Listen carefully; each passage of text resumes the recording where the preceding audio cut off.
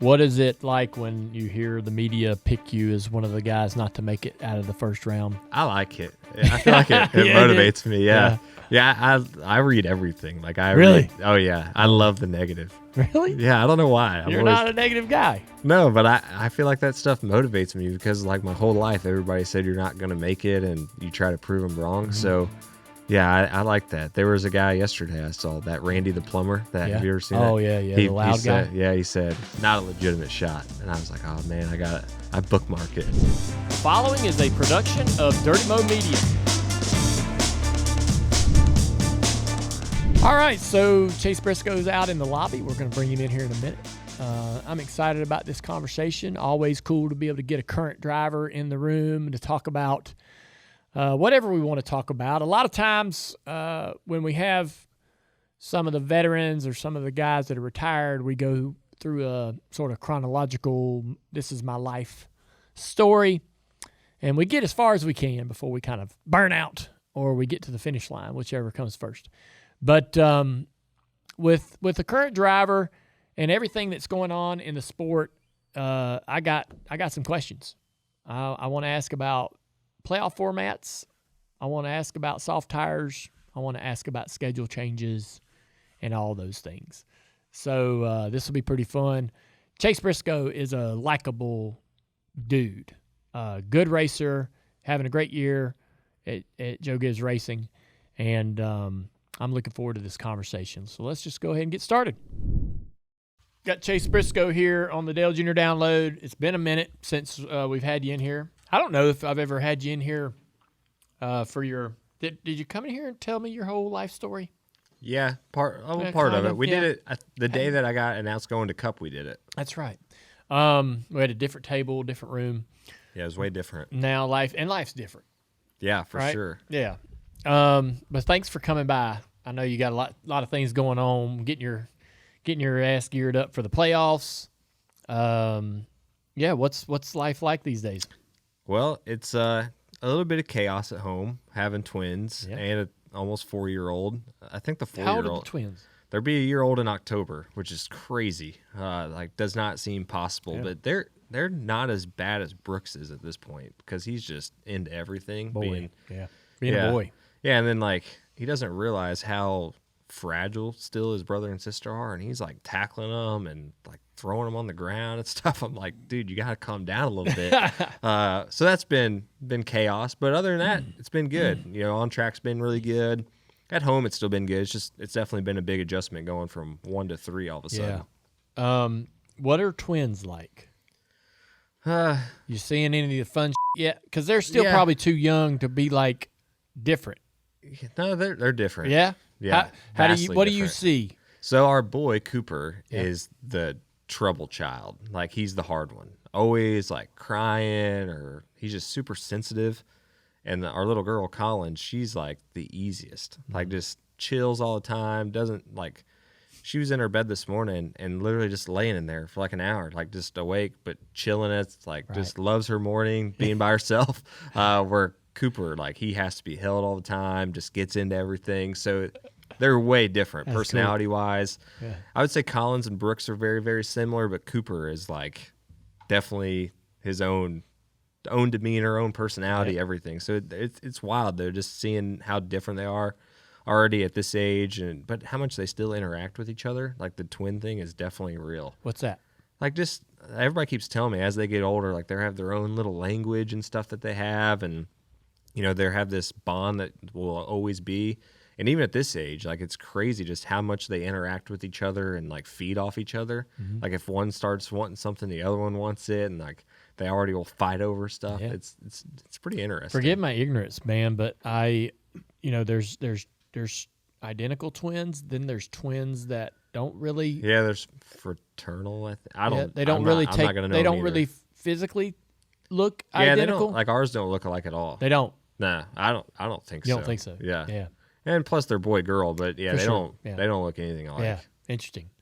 Man, I love that part of being a parent, and Nicole, Isla's she's 7, and I know she'll change a ton more, but she's sort of got up on plane and the evolution of her and what she comes home with in terms of language and knowledge and experiences, it's a little she's not as dynamic in how much she changes.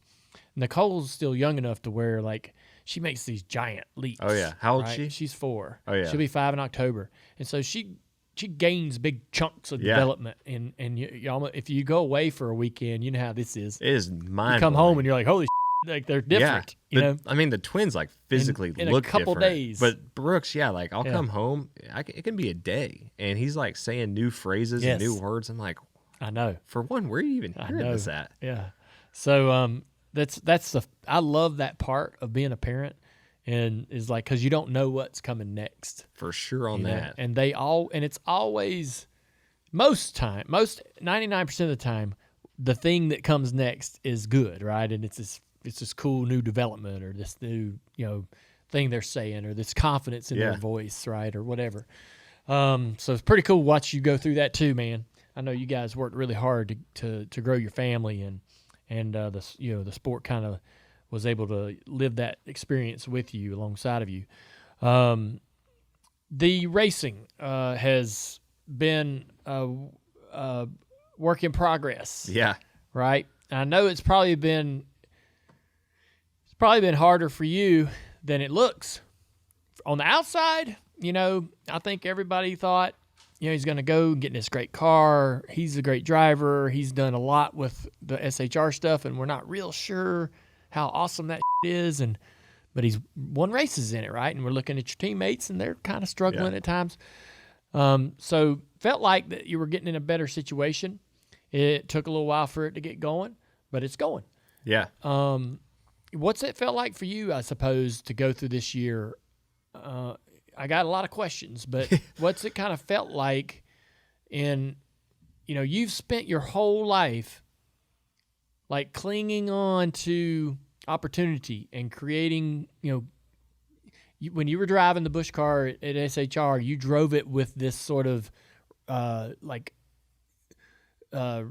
determination, like I gotta prove myself, I gotta make this work, I need to be here, this has to succeed.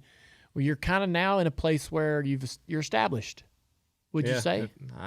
Do you don't feel established yet? No, I feel like I still, especially now more than ever. Really? Yeah, just because, like I think I said this even before the season started. Like if I don't go and win at JGR, nobody's ever going to hire me again. Yeah. So like, and it's weird just being in a totally different environment. Like you were saying at SHR, like I could win a race or two. But my teammates, every now and then they would run up front. Where at JGR, your teammates are winning races all the time. So, like, just the atmosphere, I feel like you always have to be performing. So, I still don't feel like I've made it, per se. I feel like you can't lose that. Otherwise, you can get, kicked out the door really quickly. But it has been very interesting just going to JGR and just I almost feel like I've started my career over again, truthfully. Like, just the expectations at SHR and just going to the racetrack, like it all felt so different than what I'm doing now. Like SHR, and I honestly felt like you were just going to the racetrack with your buddies. And like if you ran 25th, great. If you won, great. If you ran 10th, great. Like it was fun. Like you were going to the racetrack with this group of guys that you were just going to have a good time with. And there was really no expectation of like, we should be winning these races. So you'd come back on Monday or Tuesday and, if you ran top 10, like I said, it was great. But if not, we just need to try to get better. There was never this like expectation of we should be winning races. Where at JGR, it was a huge culture shock. I remember at Bristol, we finished, I think, all 4 cars in the top 7. And the meeting was like, we ran 30th and worse. I was just like, this is crazy. Yeah. And then like even before the year started, I remember going through like one of these meetings and the expectation was as a company, I think we should win 15 races or something like that. That was the goal. And I'm just like, whew, if we could get 15 top 10s at SHR, like that was a great year. So it's different. And that's still taken me a little bit of time to get used to. And just like the prep work, everything is more work just because the expectation is so much higher. But it is more fun going to the racetrack and, battling for a win. It feels very similar to Xfinity, where like when you go to the racetrack, if you do your job right and you execute, you should be in the top 5 to 10 pretty much every single week in the Cup Series, which is crazy. Yes. Compared to the last 4 or 5 years of my career. For sure. Who leads that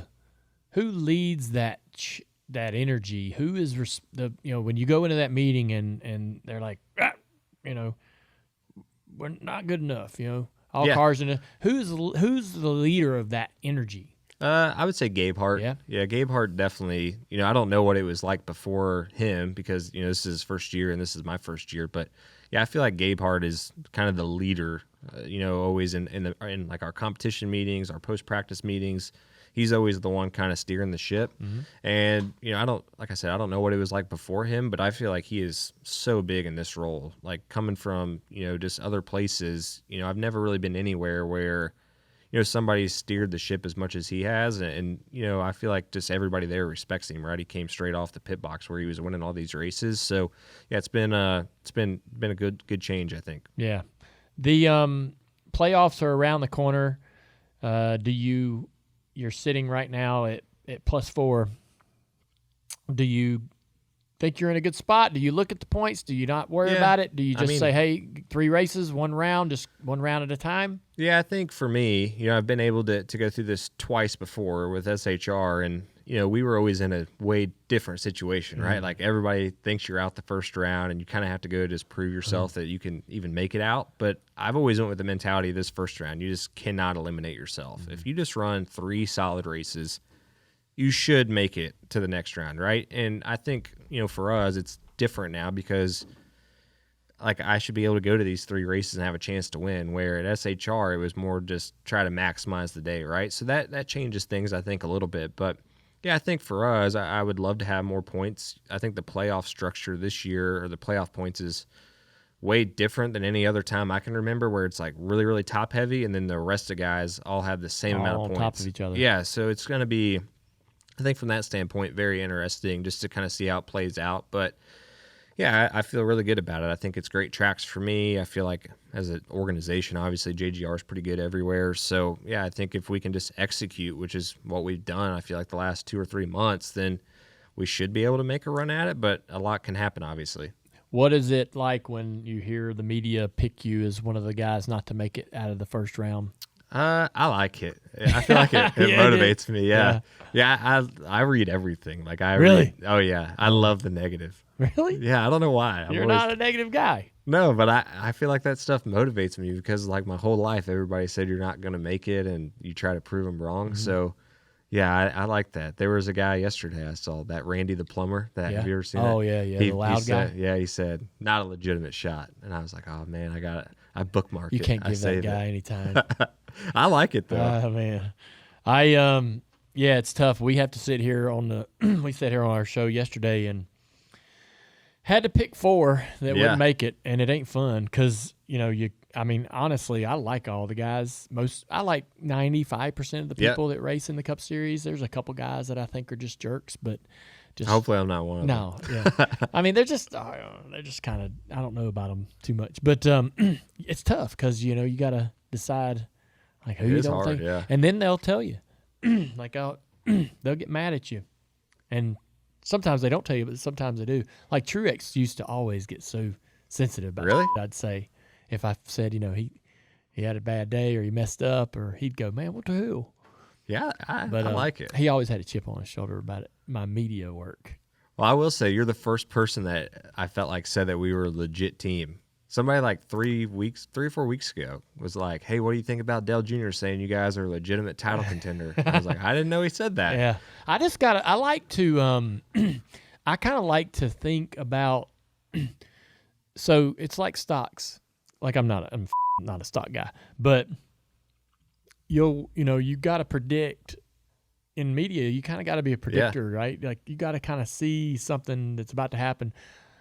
Like Blaney's like, man, I knew what was going to happen on the backstretch when I was going through 1 and 2. I already knew what was about to happen. Yeah. Like you got to kind of, like in the media side of things, I kind of got to see what you're doing on the racetrack and go, watch out, man, this guy's about to rattle off top 5 finishes, or he's going to be good over the next couple of races because, I can see the momentum in the team and I can see the performance in him. We were at Charlotte, and you were like, oh man, I just got to figure out how to qualify these cars, and I got the rest is working. I just got to get the track position and qualifying down. And then you locked in the front row there, sat on the pole, and I'm like, well, he figured it out. So I guess he's going to start running good. And sure enough, you go to Pocono and win. Yeah, that was the light switch, was Charlotte weekend. Yeah. Yeah, I thought so too. And so I feel like the way that it was easy for me to think that you could contend because you would take the SHR program and elevate in the playoffs, right? Right before the playoffs and during the playoffs, like you would do things that you hadn't done all year. Yeah. Right? Playoffs were always good for us at SHR. But I also feel like that even in the Xfinity Series, you're a guy that, like, when the chips are down or when it needs to happen, you can will it into existence. I like pressure. I definitely do way better under pressure than not pressure. That's so rare because the great athletes, great drivers, all of them are like that, right? The really, really good ones go good when the pressure comes. Most people, myself included, most people in any walk of life, any profession, don't love pressure, don't handle pressure well, don't perform as well when the pressure's on. But what is it? Why do you like pressure? Why does that make you smile, and why does that make you perform better? I don't know. I think a lot of it is just, my upbringing, right? Like the sleeping on the couches and volunteering, like there was always no other option. And you would get, maybe it was a one race opportunity and like you better perform and all your chips were on the table. And if it doesn't work out, like you're going back to Mitchell and you better find a job that pays decent. Mm-hmm. So I've always just loved those high pressure, like this is the moment you have to show your worth. And I don't know. I've always been that way for whatever reason. And it's only, Ben, I feel like over the last couple of years, I've been able to show that because at times, when I was getting my first ARCA start or something, right? Like nobody knows what's going on behind the scenes. Mm-hmm. But now that you're in the playoffs and in the spotlight, people get to see it a lot more. And if you look statistically, the playoffs and when the pressure's on is normally when I perform the best. And that kind of midsummer where nothing's going on, I normally suck really bad. So I don't know why that is. I've always been somebody that, even I remember as a kid, like playing baseball, basketball, like I was always like a gamer, right? Like practice stuff, I was terrible. But when the pressure was on, I always would be my best for whatever reason. Yeah. With the playoffs coming around the corner, there's a lot of talk about the playoff format, and I really feel like I'm part of that committee that they put together. Yeah. It's a great group of people that just kind of want to get together and bullshit. Not if anything comes out of it, something comes out of it. But there's been a lot of great common, opinions, and some people that feel pretty extreme about some things or another. It's been fun listening to Mark Martin, be honest about how he feels. I think it's great that he can have that confidence to say what he says on social media and so forth. If every driver has, listening to Jeff Burton and other people that I've talked to around the conversation of the playoff format and what it looks like going forward. Surprisingly, all the drivers tend to have unique and different opinions. Not all of them are all thinking the same way. Like Joey, I hear, for example, doesn't have a problem with the current format. Of course, he's been successful with it, and I'm sure he's not alone in wanting or thinking that the one race is good. Yeah. You have other drivers that want maybe a 3-race round for the final, 4, 5, whatever. I'm gonna give you the keys. Oh gosh. And I know. Look, man, you don't have to. You don't have to be right, but like when you think about it. What do you think is there anything that's missing from how we do it today? And what do you maybe you don't tell me, look, this is what I do, bam, bam, bam, bam. But maybe you tell me, all right, yeah, I think the one race is too small to settle something so important. Yeah. I don't know what your opinion might be. Yeah. I don't know. I definitely don't think that there's a right answer. Yeah. Maybe there is. I don't, because somebody's always going to be. I would agree with you. Heard about it, right? I don't believe there is a perfect format. No, I don't either. And I think that, I don't know. I've been on multiple sides of it where, the Xfinity year is a great example. We won 9 races that year. I finished 4th in the championship. Like, I think Justin Haley won Talladega and he finished second or third in the championship. Like, I don't know if that was right, but he performed better in that race than what we did. So I think for me, truthfully, I love the chase format where it was you get into the playoffs and then it was 10 races. Yeah. I always thought that was really cool because it would still come down to the final race. You got to perform. Like, you look at the Carl and Tony battle, like that was unbelievable, right? But I think if you want to stay in the same kind of format of the playoffs, I would definitely not be against like a 3-race final round. Yep. I think that would be a good option because, a win doesn't really change anything for you, but you still have to be good over 3 races because it's a total hypothetical. It'll never happen. But if you won all 35 races and then went to Phoenix or Homestead or wherever it is and blew up lap 1, and you would finish 4th in the championship. Or ran second. Yeah. You can lose and it. you would have won all 35 races up to that point. Yeah. Like, to me, that's not right. Yeah. But I mean, you can It could happen. It could happen. Yeah. Like, and I don't necessarily love that part of it. Yeah. So I think the 3-race deal, like, you still have to perform really, really well. The championship 4 would still have a huge significance, but it's not 1 race because of the 1-race deal. You still have it where, some teams and drivers are just better at some racetracks, right? Sure. And like, Homestead's a great example. Like, that's a place where if Kyle Larson or Tyler Reddick get to the championship, they have a massive advantage, and that's fine. But it's hard to avoid when it's hard to avoid when it's one race. It's where hard. if it's 3, it kind of is an equalizer. Yeah. I feel like because you could go to a little bit of each style of racetrack. You could have a 1.5 miles, you could have a short track, and something else. I'm definitely team no super speedway though, past the round of 12. Yeah.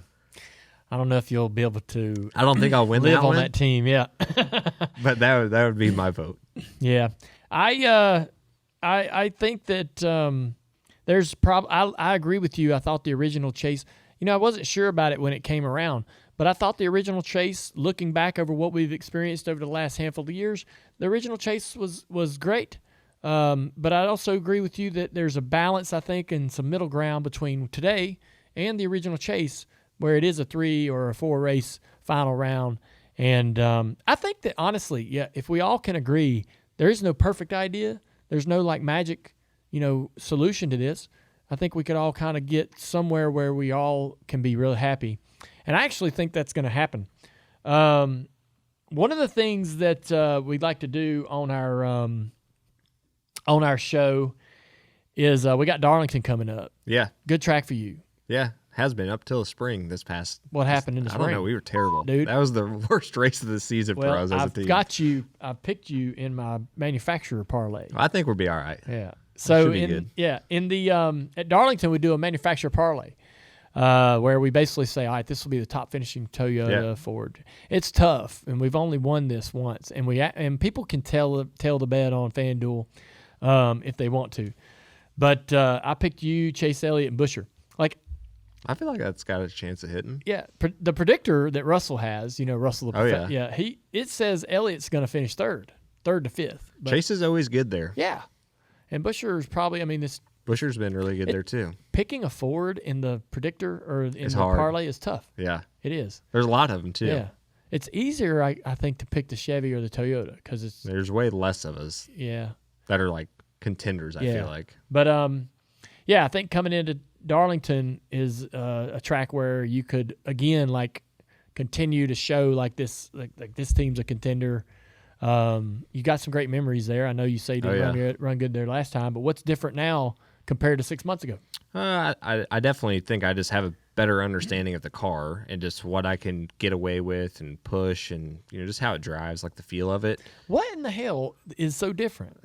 That's a great question because I thought when I came here they were going to drive exactly the same parts and pieces. And even Bell, I remember him saying, "Oh yeah, it's going to drive just like what you're used to. You're just going to go faster." And I'm like, man, you have no idea what I was driving before. What are the sensations or something? It literally it has more grip, it turns better, and it goes faster. It's unbelievable. It's a great feeling. Yeah, like it just doesn't feel bound up. It just has a way better balance. I mean, it literally feels like you're on sticker tires versus like Kansas. This is a great example. Kansas at SHR, I could not run a single lap where I didn't come all the way out of the gas in turn 1 and 2 in the race. Not on stickers, anytime.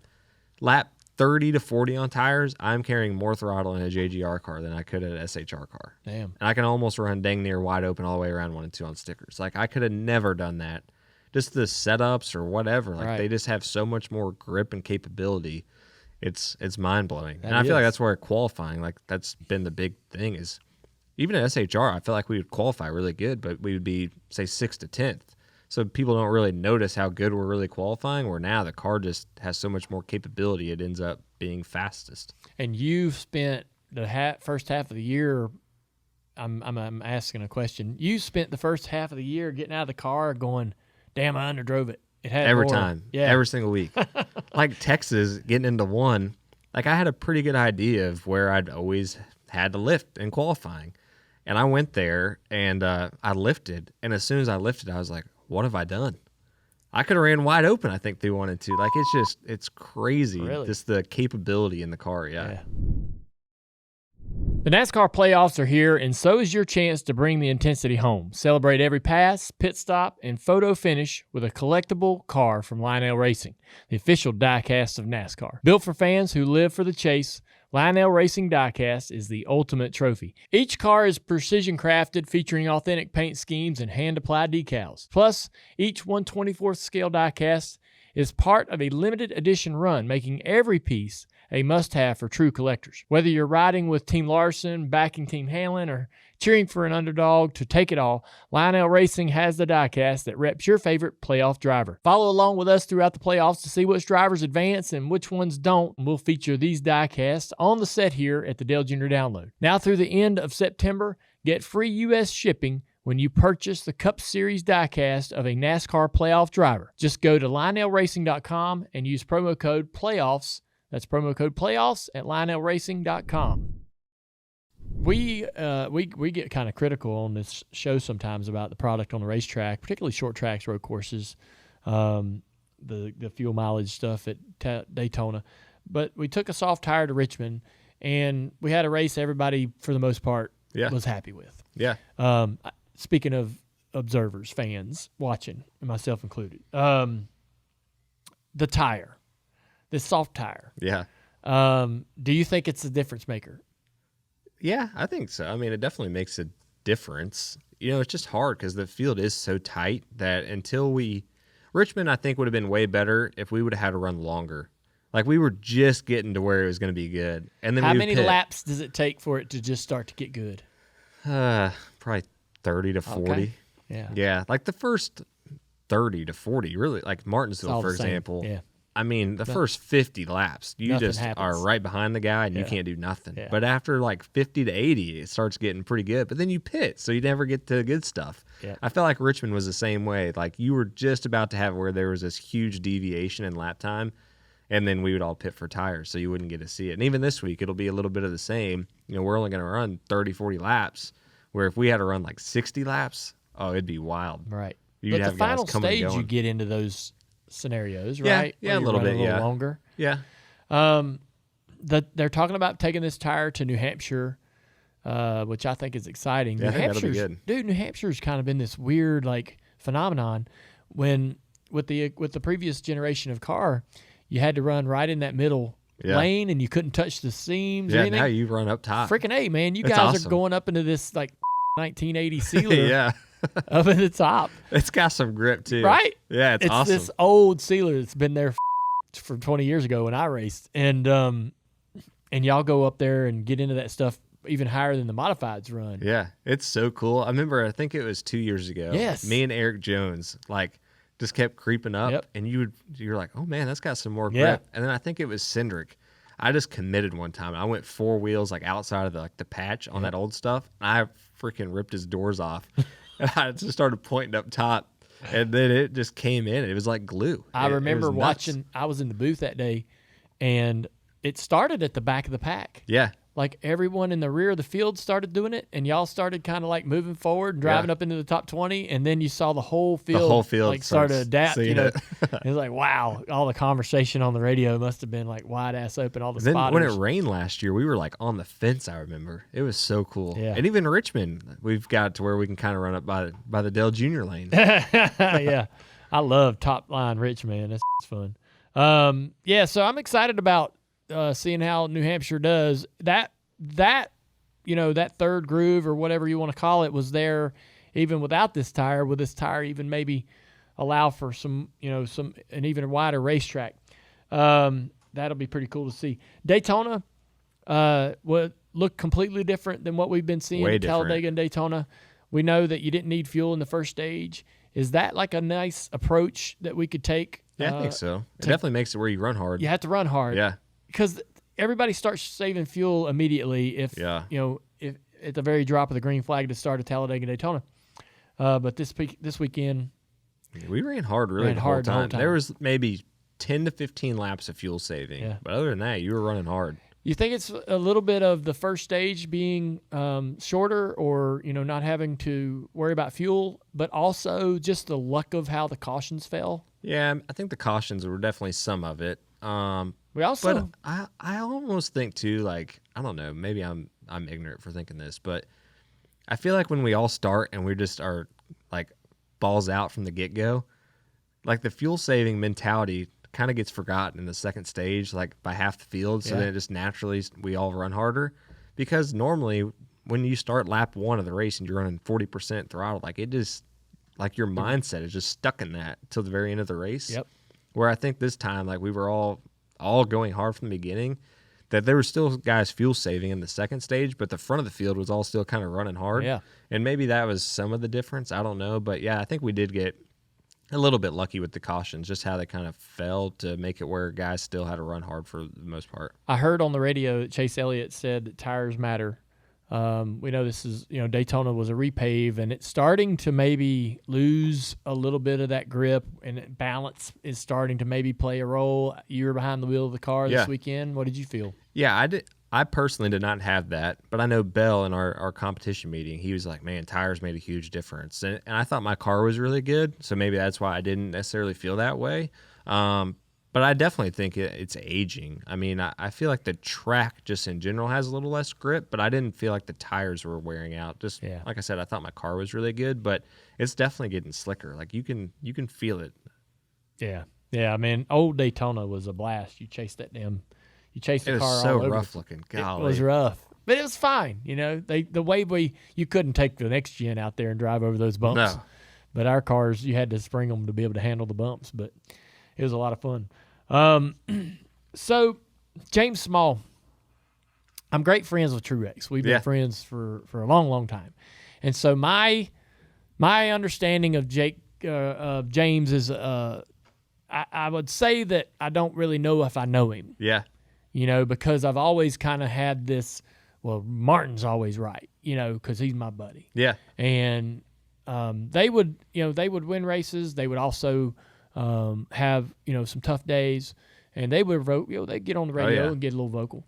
Tell me who James is. Tell me what your experience with him has been like. I would say James is very fiery, and just very, very driven and motivated. Like, I've never met anybody that works harder than that guy. Like, it is mind-blowing. He'll be up till 3 a.m. running sim.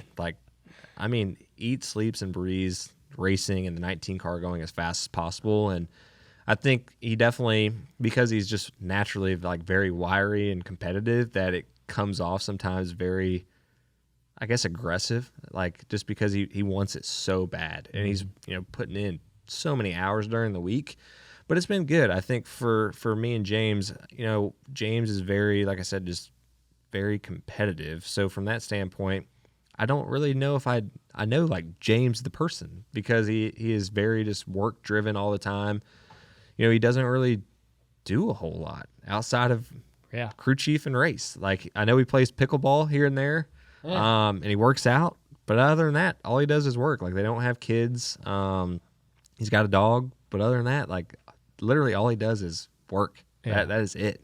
Really? Yeah, but I think that he definitely, I don't know. I don't know if I really know James the person. I know he's a big race fan, and he likes sprint car racing. Oh, yeah. But and he's got quite the vocabulary. Mm-hmm. But other than that, that's about all I know. I was wondering about sprint car racing, but I guess I've seen you drive. You raced in late models at the Cars Tour with us and done some different things over the years. Like, what is your – I know now's probably a difficult time to even think about this because of what's going on at home and how busy you are with playoffs and everything else and trying to do everything. But in a perfect world, like, what are some of the extracurricular things that you'd be doing? What are some of the cars that you want to drive, haven't drove, outside of your cup job and responsibilities? Yeah, that's a good question. You know, the sprint car thing, that's all I've done, right? Yep. I started racing sprint cars when I was 13, and up until last year, I still did it. And last year, I just kind of had this, I don't know, I ran probably 20 sprint car races, and every time I was out there, I was truthfully driving kind of scared. Like, I didn't want to get hurt. A lot of my buddies have been getting hurt and paralyzed, and I'm like, what am I out here really doing? Like, I know when I'm going out there, I'm not doing it to win. I was just kind of going to have fun. It was kind of like a golf game, right? It was a no stress. And we had twins coming, obviously, in October. And I went and ran during Brickyard weekend. I ran at Bloomington Speedway, which is my home track. It's where I grew up racing every Friday night. And I got done with the feature, and I had a race-winning car. And I ran like 5th or 6th. And I just decided right there, I'm done. I'm not doing it anymore. I came in, told my dad, and he was like, well, why didn't you tell me beforehand that this was going to be your last one? Like, I would have enjoyed it a lot more. And you don't know that. Yeah, I was just like, I'm retired. I'm done. But outside of sprint car racing, I would love to. You can't gloss over that. You're done. I'm done. You're done with sprint cars. I mean, still heavily invested. Like, I'd love watching it. I want to have a team badly. But as far as you want to have a team? So bad. That is like my goal in life. I've had one. Why don't you have one? Sponsorship. You want to sponsor one? What's the sponsorship for a year? To go full time, like World of Outlaw or High Limit Racing, if you want to run the full deal, it's going to cost you $1 million to $1.2 million to like do it right. That's doing it. That's doing it. Damn. I mean, you can do it for way less than that, but if you want to do it at the highest level, that's, I would say, what guys are spending. And that's it for you. Like, you want to do that. That's my goal in life. You want World Outlaw. You don't want micro or none of that bull. No, I have a micro. I have a midget. Like, I have literally, I have 4 you got sprint all the car stuff. chassis. So you I have everything. Yeah, I had one. Last year, I had a kid driving for me. His name's Carter Sarf. And then what happened? The sponsorship fell through going into this season, and I didn't have the money to really be paying for it myself. Sure, yeah. And so I just you shouldn't parked it. And if I could start a team, or even I've talked to a couple drivers here lately, sprint car teams and owners of like, can I just put my name and like try to bring sponsors to you guys? I just want to be a part of a sprint car team. Like, that is my passion. Like, I remember as a kid, Tony Stewart Racing and like Casey Kane Racing rolling into my like local track and thinking it was the coolest thing ever. Like, that's always been my goal, is make it to be a NASCAR driver and own my own sprint car team. Yeah. And so that's my goal, is trying to figure out how to make that work. But as far as driving, I have no desire. Like, I know that I'm not going to do what it takes to do it. Yeah. And I know that I'm never going to get another opportunity to drive for Joe Gibbs Racing or caliber this team. And prioritize why risk getting hurt? And you know, the DJ Vanderlei, that got paralyzed. Yep. He was my engineer on the Xfinity car, and I literally sat in front of him on the plane going there that weekend, and he was telling me how him and his wife are pregnant, and like, that just really kind of woke me up to what can happen. And I've had a couple other buddies get hurt, and it's just not worth it to me right now. And so I would love to obviously own a team, but as far as driving, I'm retired. What about I want to do Cars Tour stuff. Tour stuff. Yeah. You ran a late model stock at Florence a time or two. Yeah. Had a lot of fun. Ran good. Yeah, it was fun. Yeah. But so Cars Tours on the table. What else? Like IMSA sports cars? Yeah, I've done some IMSA stuff. In 2018 I ran nearly the whole schedule. The year I was running part-time Xfinity, but I would love to do the 24 one year just to say I've done it. Cars Tour stuff. I would love to just run laps in a Silver Crown car, like literally go out there and run 60, 70%, just because that's like the one thing I'm not really driven before. And a dirt modified. I've never ran a dirt modified. I think that would be fun too. Like, I wish we could bring the Prelude to the Dream back. And I know that late models are probably too expensive The dirt now. modified like Kenny Wallace runs? Yeah, UMP modified. But, dude, there's like everyone has one of those. Like Justin Allgaier Everybody's has one. got Like, them. why don't you just jump in somebody's and go have fun? I don't know. I don't want to get hurt, but I do want to go just run one sometime. Like, if we did the Prelude to the Dream, like, late models are probably so expensive now compared to what they were when they used to do that. Like, maybe we could do it in modifieds. I would 100% go do that, but I don't know. I don't really want to show up to... Like, that's what I learned with the sprint car deals. When I was going and running 15, 20 races a year, it's impossible to go, nearly impossible. Kyle Larson does it, but it is nearly impossible to go beat guys that do it for a living. Every week. Yeah, and it's just like, I'm there to have fun. Like, I'm not really trying to go there and do it for a living. So, I don't know. It's just different. Yeah. Well, man, the Cars Tour would love to have you anytime you want to do it. What's the cool tracks coming up? Is there anything anywhere all cool? Cool. Well, we're running Florence Friday night. I know. I talked to Chad about that. Yeah, you one. like that one. I've heard the tire though is different now. Chad keeps telling me the tire is not as you don't save as much anymore. Nope, not as much saving. So the tire's more durable this year, and do you like it as much now? I don't. I like to have. It was in my best interest to have to conserve it. Yeah, and it gave me a better chance, I think, to have a better result where guys didn't know how to save. Now so like Florence, you're going 150 laps as hard as you can go. You're still saving a little bit, but not near as much. You'll drive it harder, but straighter still. Yeah. Whereas they'll go to Tri-County in October and just balls to the wall hard as you can go, yawed out. Oh yeah. Pushing sideways. You can, and then if you piss it off and it gets hot, it slows down. But then the caution comes out and it comes right back. Right back. Yeah. Yeah. Which is kind of weird. like a next gen tire. Is that right? Yeah, it's very heat sensitive. Yeah. So what I think, I don't know about tires, but what I think's happened is like, so back in the day, we had all these crazy chemicals and oils in the tire, a lot of oils, and the tire companies have been asked to go green and get rid of some of the chemicals. Yeah. EPA or whatever, making them make these, forcing these changes on them, and so they've had to phase out some of the tire rubber and things that we've all really loved that would rubber tracks in and make tracks really racy. All that's kind of gone away, and then the next gen tire or the Goodyear Eagle that we run at the Cup level was one of the first green tires. And remember when it first came out, we'd go to a place like any racetrack really, and it would just dust the top. Yeah, it was so weird. It laid no rubber down and it threw all this dust at the top. And now they've gotten to changing the tire rubber a little bit to where it's kind of more similar and acting more similar to the old stuff, but I don't know that we'll ever have what we used to have. Yeah, I would agree with that. Yeah. It's definitely something's changed. Something changed. And so, and I think that's kind of where the Hoosier tire's gone too, is a little more greener material, and it's just going to react different. But they do have a softer tire, the ST1, that I would love to try to throw on our cars at some racetracks. Do an option tire. Right. Yeah. But we'll see. You go into JGR and you've been working with kind of a set group of teammates. Yeah.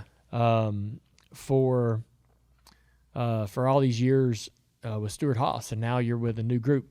What's that like? I kind of got to experience that when I went to Hendrick, and it was kind of like being the new kid in class. Yeah. And you kind of had to see who was going to be your friend and how to you got to approach everybody differently. Yeah, everybody's personality is different. Right. And so like this teammate wants this kind of feedback, this teammate wants this kind of relationship, this teammate don't want any relationship. Yeah. They just kind of want to see you at the track, How has that evolution been going, and who's kind of been the one I imagine you and C. Bell probably already had quite a relationship from your. Yeah, me and Christopher have known each other since we were 11 or 12. Right. We'd lived together for a while. Yeah. So, definitely I would say Christopher, he even I thought was a big reason of why I even got to go over there in the first place. Like he was, inside the walls and kind of vouching for me. But yeah, I would say C. Bell's definitely somebody I talk to the most. Denny reminds me so much of Harvick. It's crazy. Like just his approach to things, how hard he works. Like, boy, them two would be surprised to hear that. Have you told Harvick that? Have you told Denny that? I don't know. I don't think I told any of them. They kind of were like oil and water. They kind of maybe that's why they had so many. I feel like just their demeanor and how they like approach things is so similar. Yeah. And then Ty, I really didn't know Ty until I bet I hadn't even ever talked to Ty until this year, and it's been super cool. He's been going sprint car racing, for example, and we sit beside each other on the plane going to Watkins Glen. We talk hour and 15 minutes straight just about life and just everything in general, and I've really enjoyed getting to know Ty and just seeing his outlook on things is totally different than mine, right? Like just he grew up at Joe Gibbs Racing, and for me it's so new, where for him it's been there his whole life. So just we talked a lot about that, and yeah, I've really enjoyed honestly going over there. You never know, like you said, it's like being the new kid in school, and you're like, man, am I going to fit in? Am I not? But it's been really, really good. And I feel like we've been able to at least have some results. So I feel like I can bring stuff to the table now and like actually voice my opinion, and they listen. Yeah. Where at the beginning of the year you don't feel like you can do that. Yeah. So it's been good. Yeah. Man, when you're in a new organization with new teammates and you're trying to impress everybody, and you go out there and finally get that one good run, and you go to the damn competition meeting. You get to go first in the comp meeting. And you're like, and everybody's like, all right, really? How'd your car, what'd you do? Yeah. And they're finally like really curious as to like what kind of feedback you can bring to the table.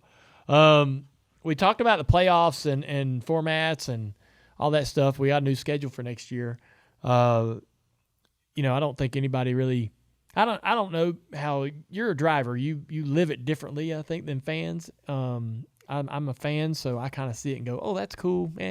That's whatever.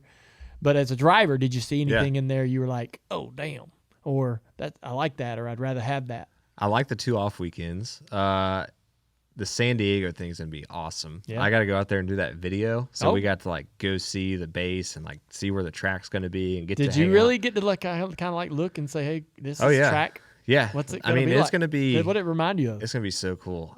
It's not going to remind me of anything. It's going to be so different. But like lot of the racetrack, if they end up going with what they thought they were going to, we're going to be ripping like 15 feet from the water. And there's going to be like aircraft carriers. Then you go on the left, there's going to be like 40 helicopters parked. Oh. And then you're going to like go on the runway. And then you're going through like the actual base on the streets of the base. It's going to be so cool. That whole video thing was awesome. Like where we filmed it was where they filmed Top Gun Maverick. Mm-hmm. So like just the history of that place, it was super cool. But that race is going to be awesome.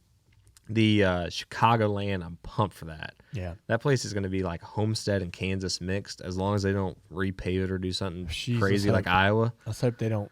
Like Iowa would have been incredible if they left it how it used to be. Uh-huh. So now maybe you're on that committee. Get some pool to just pave the top of Iowa. They don't have to pave the straightaways, but at least get it back to where we can run the fence. Yeah. Because it's like half the width of the racetrack now. Yeah. But Chicagoland's going to be awesome, I think. San Diego, and then I'm a fan of the off week. Just it's a grind. I don't know anything else that kind of stood out. I don't know how I feel about Dover All-Star race. I know. Nobody does. Yeah, they said it's going to be a day race. Yeah, but like I don't know. I don't know what to think of it. I think North Wilkesboro points race is going to be pretty cool. Though. I'm looking forward to that one. It's going to be hot as hell. Oh, it's going to be hot and so slick. Hot. It's going to be fun though. You're going to be on the fence. I get to broadcast that one. I'm pumped. But yeah, the Dover thing, like I have no idea what to think of that. Yeah. So I have it on authority, or I have information that like, look, that there was an idea, I think, of just shelving the All-Star race for a short period of time. And of course it can come back, right? If we all want it to come back, well, if somebody comes up with a great idea, or man, let's do it. Why didn't we think of this? And just running a points race, but there was so many already written and signed contracts from previous years that this race has to happen. There has to be an all-star race. Fox guarantees that they'll get one, right? They're promised it, and they promise all their affiliates that they'll have this all-star race and so there's just a lot of layers that actually made shelving the all-star race not an option. And I just don't know how that's going to. So what do you think? What would be like the coolest way to make the All-Star race like this? Damn, dude. We've went around and around on this.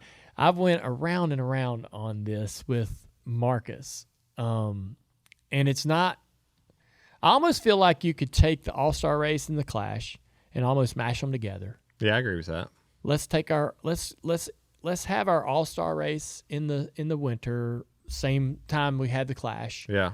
We can have it at Bowman Gray. That'd be cool. We can go to Brazil. I don't care. Like, Yeah. It's just a exhibition. Y'all have fun. Somebody wins. Maybe there's some drama and excitement, and it's an exciting race, or we learn something, or whatever, right? Or it's a fun travel event, like when the All-Star game for NFL used to be at Hawaii. Yeah. Right. People loved it. It's like a vacation for the teams, right? We want to make it fun for y'all, or it needs to be fun for y'all. But it's either that, I think, or I just put it back at Charlotte while Charlotte is good. I just put it back. We need 2 Charlotte Oval races. I agree. And that's funny because you like the Roval, right? You've had some decent. I mean, yeah, but the Oval is so fun. It's good now. It's awesome. Yeah. I would just I would take it back to Charlotte right now while Charlotte's good. It was when it was before the 600, it made, the whole industry lives in the area, right? So we're all home for like 2 weeks. It was as if you were getting an off weekend. Yeah, an off week, yeah. Right? Because you were home for this big stretch. And that All-Star race sort of built storylines for the 600. And as a broadcaster, man, God, I need to see something that tells me why I want to pick this guy to win this race and tell you that story. And the All-Star race would create disagreements and controversy and stuff that led into the 600, and it was just fun. How fun was the qualifying for the All-Star I race? didn't really love qualifying, but I've always hated qualifying because I suck at qualifying. I just always thought it was so fun watching you guys pull onto pit road at like Wide ass 107. Could you imagine doing that at Dover? Oh, no. I guess that's not an option. That'd be nuts. Ain't no way. Yeah, that's pretty funny. I didn't think about that. I don't know how they make this race at Dover work. Yeah, I just don't know what's going to make it like Special. different. Yeah. Yep, I'm with you. Even lights. Like, lights would be cool, but like, dude, I'm with you. Still Dover. I think it's going to be a challenge to like get people up on the chip, excited about the All-Star race. I don't want it to be this sort of lame duck weekend where people are like, let's go get this over with. We should do like an IMSA style race where you get to pick one like legend. You know what my idea was? And dude, I think this is awesome, and I don't know why nobody wants to do it. So talking to Marcus Smith, he's like, Dover All-Star race, we got to figure out how to get more cars on the track. Because he, to his point, he thinks more cars, more traffic, more passing, cars getting lapped. If you put 20, 25 cars out there, you're going to catch the end of the field later. It just ain't going to work. Yeah. It won't be as good. But I was like, man, I don't like the idea that everybody's in. I like it to be like an invitation. Like you earned every playoff guy from Trucks, Xfinity, and Cup, all is out there at the same time. Yes. I would have a 30 or 40 car field with All-Stars. I'd have the trucks out there, the Xfinity out there, and the Cup out there. We tested Charlotte this year with Xfinity, and the closing rate is unbelievable. Really? Yeah. Like, we mow them down. Like, it's nuts. And the wake behind them is way different. And then Iowa, I did it with I think it was the trucks, or maybe it was Xfinity there too. But yeah, that would be wild. Right? It would be cool too. Do you think it would be safe? I mean, how would it not be? Yeah. I mean, it's just Dover. I mean, yeah. But how would it not be safe? I don't know. You said the closing rate was really big, so I'm like, all right, maybe it's... I mean, some lap cars are like that when we're damaged. Okay. And, like, if you had all the, like, playoff guys, it's not like you're going to have just some random that, is out there in his first truck start. I know. If we're talking about an exhibition and really trying to make it exciting... That'd be a way to get people in the stands. Yeah. If you just got, like, I don't know, 12 from each... series, right? 12 cars, and maybe if you just did the playoffs, I guess it'd be 16 and 12, and then what's trucks 10? Yeah, dude. You'd have almost 35 right there. Yeah, perfect. That'd be sweet. That's the deal. Yeah, but start them reverse order by speed, so the slowest guys, Jesus, the slowest class starts in the front. Now we're getting crazy. I think that would be cool because I honestly feel like that NASCAR needs to explore, and I don't know why we haven't done this, but if we're doing 600-mile events at Charlotte, we could go to we could go to Daytona Road Course or COTA or somewhere and have multi-class racing, right? We could have, we could put the Xfinity cars out there with the Cup cars, or the You're gonna have Facebook going nuts, by the way, saying this. Or the trucks. You could have the trucks, and we should have like a 6-hour endurance race. That'd be wild, right? Where, I don't know. Would driver Dale Jr. love a 6-hour? I don't know what the Cup limitations race are, right, on you as a driver. I don't know how that would work with us swapping drivers in the race. Don't swap. So you're in there 6 hours just digging. Yeah. It's crazy. Right. Probably a bad idea. I'm all about the multi thing. Maybe 4 hours. 4. I mean, that's what this weekend will be, I guess. It's probably 4 hours. Right. I remember the one, most I think it was are 2022. Coke 600 was like 5 hours and 40 minutes. That was a long one. Right. So if you can do 5 hours in the 600, surely you could do 5-hour road course race. Well, I'm giving you the Daytona, so you're on a straightaway. You're not in the road course. 95 degrees out. The road course is kind of a third of the track. It would be interesting. Yeah. I think the oval thing, like Dover, that would be actually a super cool idea. Yeah. Because you would have like more cars. It would be something that people would want to come to the race, at least see what it looks like. When I went to the 24 hours and was broadcasting that with NBC, that's what made me want to see NASCAR do something similar. Yeah. Whether it's a 3 or 4 hour race, getting 2 classes on the track. The multi-class thing is wild when you're – so I've only done it in IMSA. I was always the fastest class when I did it. And there was this class, it was called like ST, and there's like mini Volkswagens or whatever at Daytona. And I was in a Mustang at the time. And I remember I was damaged. And these guys are going, I don't know what, 50 mile an hour slower probably on the big track. And I would get behind them and I would push them. And this thing's pegging off the rev limiter because I was 40 laps down. So I'm just out there messing around. Oh my gosh. And this guy would be waving me off because he's panicking because this little Mini Cooper is going Mach speed on the chip. Yeah, but the multi-class thing is pretty wild when you're out there. I think as an Xfinity team or a truck team, you would be like, hell yes, because I'm getting this exposure that you'd get all the cup. Yeah, it'd be great for them to sell sponsorship, and even like the drivers. Like I remember when I was in the truck series and like Kyle Busch or somebody came to the racetrack. I learned so much just even being on the racetrack around him. And granted, the cars would be totally different that you're in, but you're still seeing the lines and stuff. And your responsibility to be out of the way, right? Yeah. You learn a ton. Here's one caveat I just thought about. How do we do the spotters? Because all the spotters are kind of the same. Well, it'd be that'd be good for people that need jobs. Good for spotters that are looking for work. Yeah, for sure. That would be the interesting part, I guess. Restarts, that would be nuts. Yeah. I'm looking forward to Wilkesboro in the summer. San Diego, I get to do San Diego, Chicagoland, Wilkesboro. I get to do all the cool. Hey everybody, you want the latest Dale Jr. download apparel? Visit shop.dirtymomedia.com. We're always adding new stuff all the time, especially like when we say something silly on this show. We'll put it on a t-shirt. Again, check it out at shop.dirtymomedia.com. I want to talk to you about Johnny Morris and Bass Pro. Yeah. Johnny and my dad were great friends. And I know that I'm not sure that you knew Johnny all that well when the season started. Yeah, I'd never met him. I remember, so I signed my deal with JGR. And 2 days after I signed my deal, Coach called and he said, "Hey, what are you doing tomorrow?" I said, "Well, I'm not doing anything. What do you need me to do?" He said, "We're going to fly out and visit Johnny and see him and meet him." And I remember being so nervous because, I mean, like, everybody goes to Bass Pro, right? And you see Johnny Morris on it. I just remember going there thinking, like, man, I'm meeting the guy.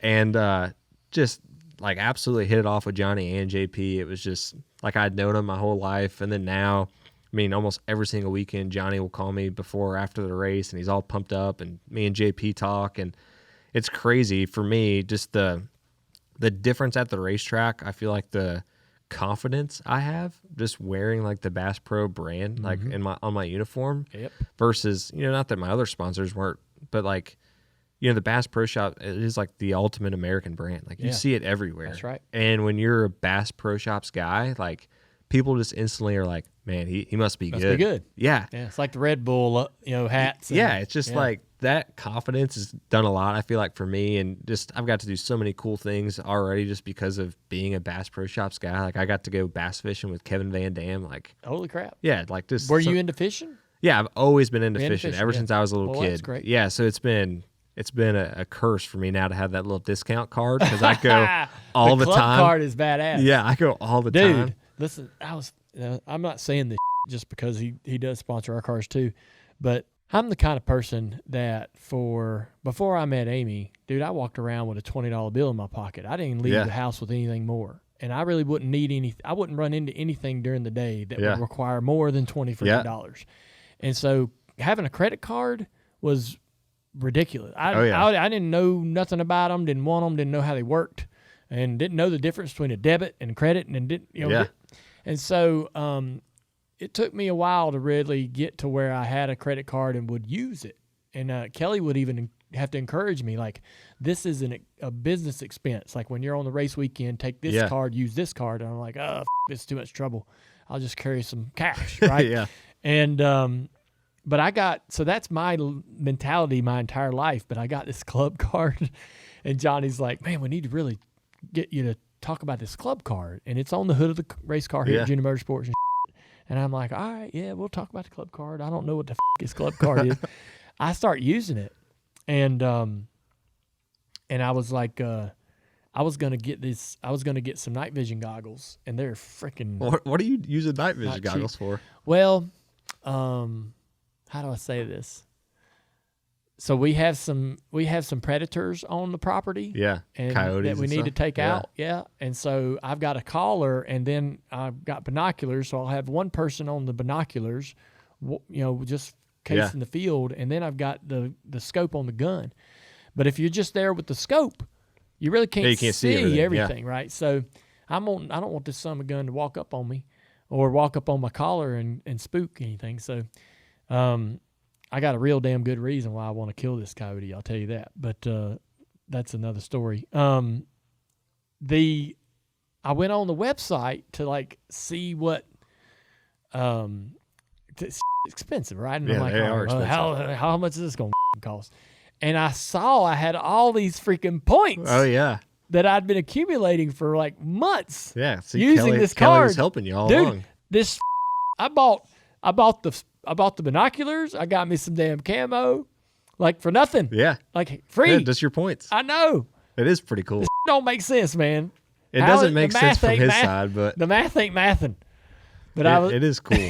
Yeah, I just go on the app now and just be like, man, what I want to get. They had to bait you in. You're like, man, I got to spend more money, get more points. Yeah, it's but I got all these points I still ain't used. Yeah. I got a couple $100 of money to spend on there. What's the next purchase? I'm going to go there today, actually. He gave us our win gift card for winning Pocono.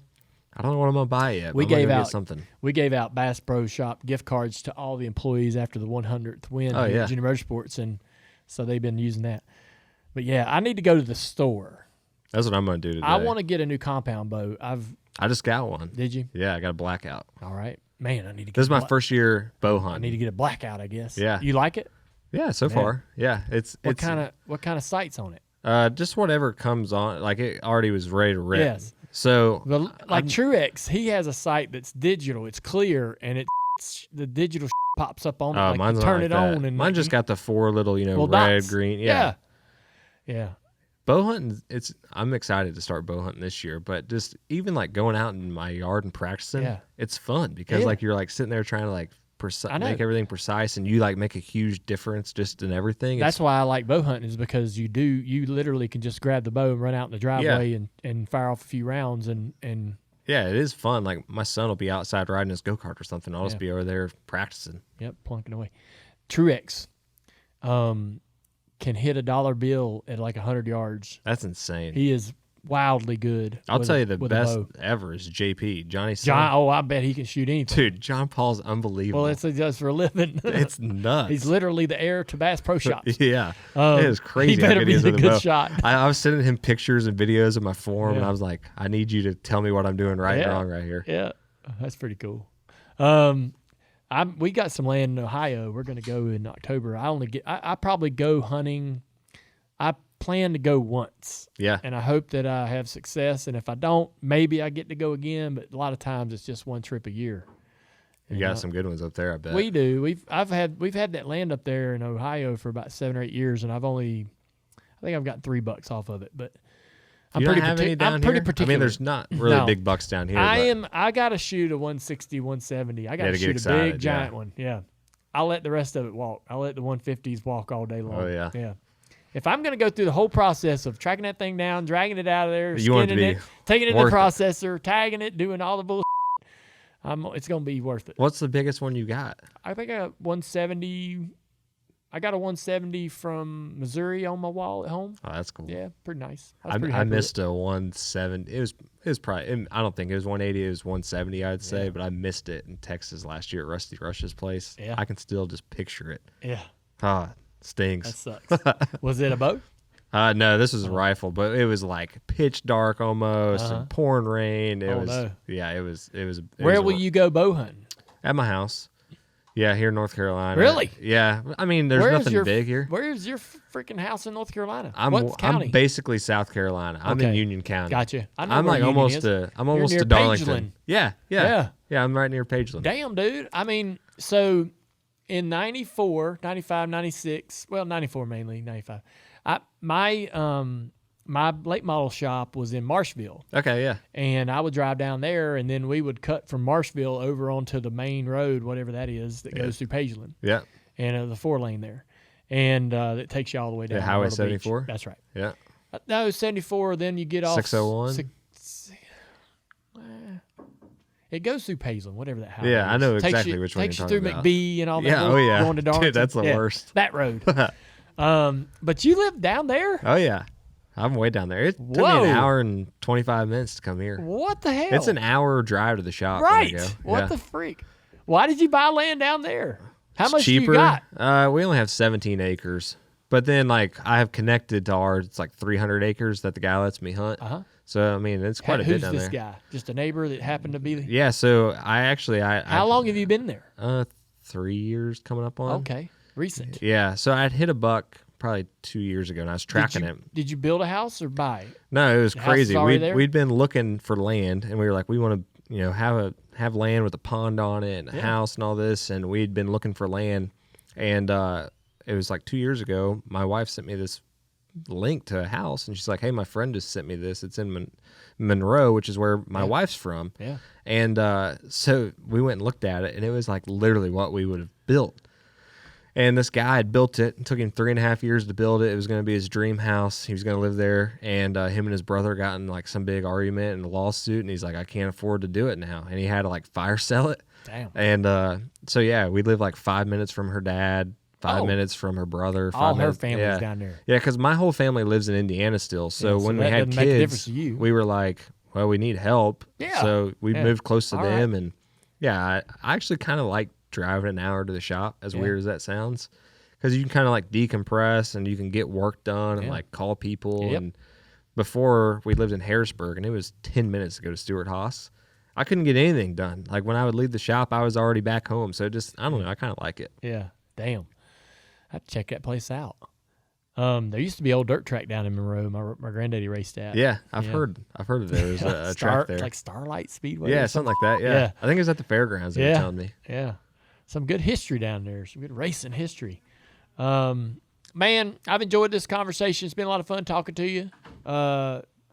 Getting your take on kind of more current stuff than talking about your life and how you got here. But you know, I'm excited for your season. I know you've had a good time sort of getting yourself up to speed with JGR. I'm excited about how you might, tackle these playoffs. I hope it goes well. You always got friends here in this building, and anything we can ever do for you, we're happy to do it. Well, I appreciate it. You've always been super good to me and a big supporter of mine, so I appreciate it. Well, you're a good dude, and you're a great little race car driver. Carving your way. It's fun. I know how hard you've worked. You've done a great job telling your story and sharing your story with everybody, myself included. And it's easy to, want to pull for you and want to see you do well. I appreciate that. So have fun. Say hey to the family. Yeah, we'll do that. You got to come down to Monroe. Go down to Monroe and check you out. Yeah, I don't think there's any 160-inch deer, but that's all right. You can come fish or something. Yeah. What is the next project on the property? My wife wants to build a barn. Yeah, I mean, I think every wife wants to have a barn and animals, and then it's fun for probably 2 weeks, and then you realize real quickly how much work it is. Yeah. I mean, we got chickens, and that was a lot of fun for 2 or 3 weeks, and then now it's like, but you got all these eggs. Yeah, there is a lot of eggs, but then you got to keep the foxes and everything out. Yeah, that's right. Need some night vision. Yeah, I do need some night vision. You're right. It's a lot of work when you have animals and stuff, but I don't know what the biggest project's been trying to get these big bass in my pond. I've been just pumping minnows and feed in it, and I caught like a 4.5 pounder out of there. That's all right, which is pretty nice for only being in there 2 years. But that's the biggest project. You can right catch now. them out of the lake and take them over and drop. The problem is the lake's an hour and a half from me, so it's like it's a big commitment. Keep in a live well there. Yeah, it is a big commitment. Live well. I am going to join the football league though. I think you are. You're going to join the dynasty. I did it in Madden, and I don't know. I mean, I liked it, but I'm not very good. Well, no, there's a lot of guys that are not very good. Yeah, but your guys' not very good is still better than what I think I am. Well, look, you don't have to do it if you get in there and don't enjoy it. But gotta put respect on the name. That's right. Are you going to the game this weekend? They play in Charlotte. I'm racing. Oh yeah, where are you racing at this weekend? I'm racing Florence Friday night, and then Saturday I'm either going to see my wife. She'll be somewhere with the kids, or I'm going to go to Hickory to help Caden Plopple. That'd be cool. Yeah, Caden's a little prospect, a little project we're working on, like his brother Carson. That'd be cool. Yeah. All right, man. I'm going to come run a cars race. Come run one. Let's figure it out. I'll help you. Yeah, we're doing I know you drive Toyotas, and I don't have any Toyotas for you to drive, but I'll find you one. Well, I think Chad could probably make it a Toyota. Yeah. We'll just figure out what Chad needs. Yeah. All right. All right, buddy. Plan on it. Thank you. Yeah, thank you. Chase Briscoe on the Dale Jr. Download. All right, so that was a great conversation with Chase Briscoe, and I really enjoyed talking to him about current things that's going on in the sport. Get a driver in here and ask them about their idea on the playoff format and schedule changes and all those good things. Chase has been on the show before, and we'll probably have him on multiple times down the road, where we'll dive into some of the challenges that he faced in his life to get to this point. But I really enjoyed that hour and 10 minutes of picking his brain a little bit. So good guy. And I think this kind of conversation with him makes me think about the conversation around superstars in our sport. And our sport is really successful, or our sport has real opportunity at success when the drivers are magnetic, and when the drivers are three-dimensional. Sometimes I think that it's hard for us as fans and viewers of the sport to look at the drivers and see the human being, the relatable things that we may share in common interests.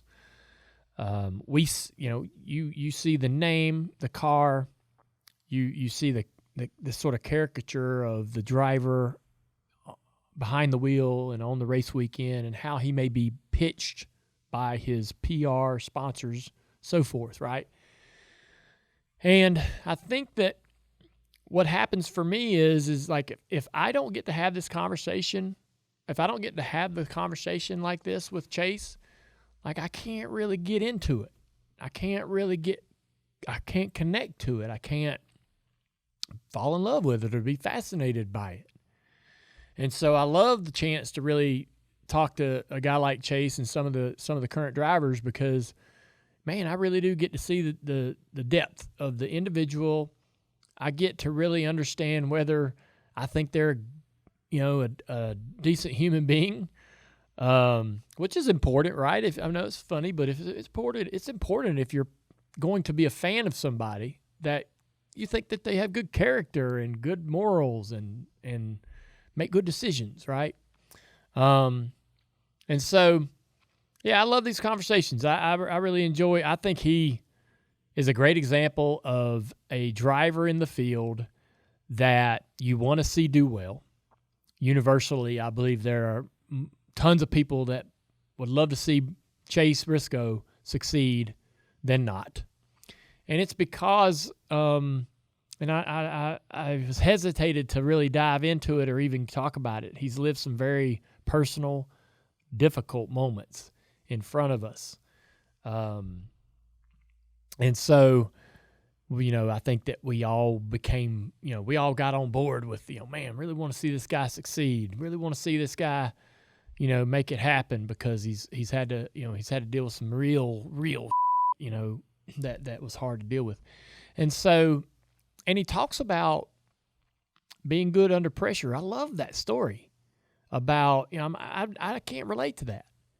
Pressure to me is bad. Pressure to me is an annoyance, and I think that him talking about, like, him explaining, like, why he loves pressure, why he excels in pressure, was helpful for me, because I've always kind of misunderstood. I've never really kind of been able to understand that in athletes, as to why some really crave that sort of experience, while others may be like, I don't want to think about the pressure. I'm going to ignore it.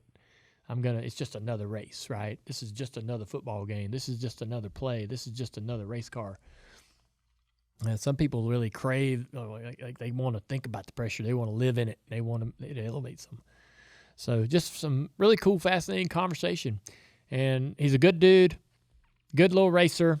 I know I keep saying good little racer. He's a grown man. He's a good dude. He's a good racer. He races hard. He does, he's going to race you hard. He's going to every now and then maybe do some things you don't love on the racetrack. But for the most part, I think you can go out on the track with Chase and expect to be taken care of, and expect to be raced hard, and expect to have fun. Those are the great ones that you loved being out on the track with. And so pretty cool. I'm looking forward to seeing what they can do as they go through the playoffs. I think they're a team that come out of the gate, took a while to get going, but as they started to build, they just keep kind of ratcheting it up. And I think that, man, they could be a team that actually peaks at the perfect time.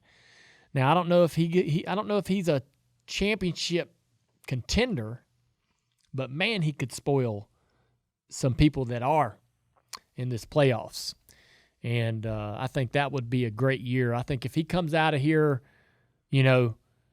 making or certainly making the Final Four would be an incredible season. I think his first year at JGR, but if he can even get close into that, that third round, I think that'd be something they'd be pretty happy with, something to build on. But thank you, Chase, for coming through.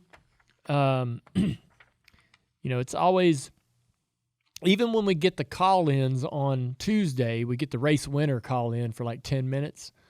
Anytime the current guys call us or sit at this table, I know how busy they are. I know that every minute of every day is acquired and spoken for between meetings with teams, team members, and prepping for the next race, reviewing the last race, sim work, family, all of the things. All their time is already spoken for months in advance.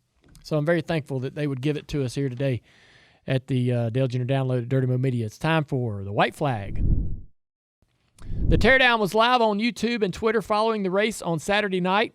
You'll get more from Jeff and Jordan this week. Those two are at Playoff Media today, interviewing all 16 playoff drivers. Catch every conversation on their YouTube page and wherever you get your podcasts. Denny Hamlin dropped Actions Detrimental on Sunday. After a tough race in Daytona, he gave us a lot of information and point of view as far as how he saw the race play out. Door Bumper Clear dropped on Monday with Jeff Gluck as their guest this week. And yesterday, TJ and me dropped the episode of Dale Jr. Download, Dirty Air. Herman Schrader, Speed Street, will come out today with Connor Daly. And tomorrow, another episode of Bless Your Heart with my wife, Amy.